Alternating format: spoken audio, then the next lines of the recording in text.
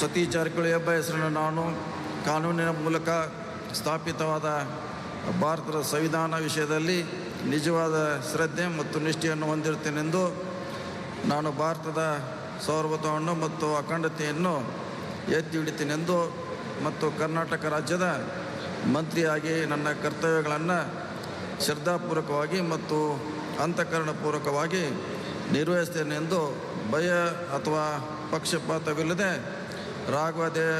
ರಾಗದ್ವೇಷ ಇಲ್ಲದೆ ಎಲ್ಲ ಬಗೆಯ ಜನರಿಗೆ ಸಂವಿಧಾನಕ್ಕೆ ಮತ್ತು ಕಾನೂನಿಗೆ ಅನುಸಾರವಾಗಿ ನ್ಯಾಯವಾದವನ್ನು ಮಾಡುತ್ತೇನೆ ಎಂದು ಶ್ರದ್ಧಾಪೂರ್ವಕವಾಗಿ ಪ್ರತಿಜ್ಞೆ ಮಾಡುತ್ತೇನೆ.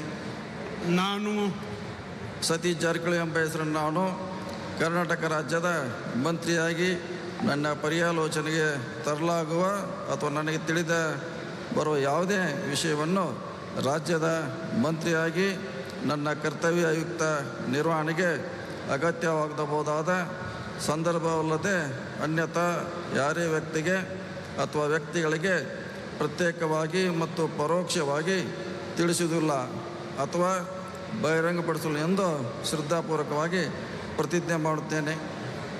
ಧನ್ಯವಾದಗಳು ಸರ್. ಮಾನ್ಯ ಸಚಿವರು ಈಗ ಪ್ರಮಾಣ ವಚನಕ್ಕೆ ಸಹಿ ಮಾಡಲಿದ್ದಾರೆ.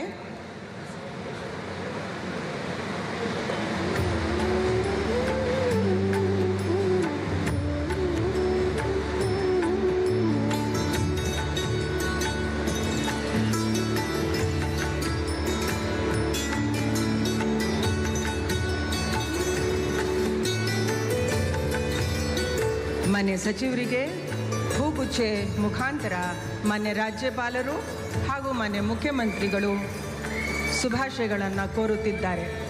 ಅಭಿನಂದನ್, ಸ್ವಾಗತ.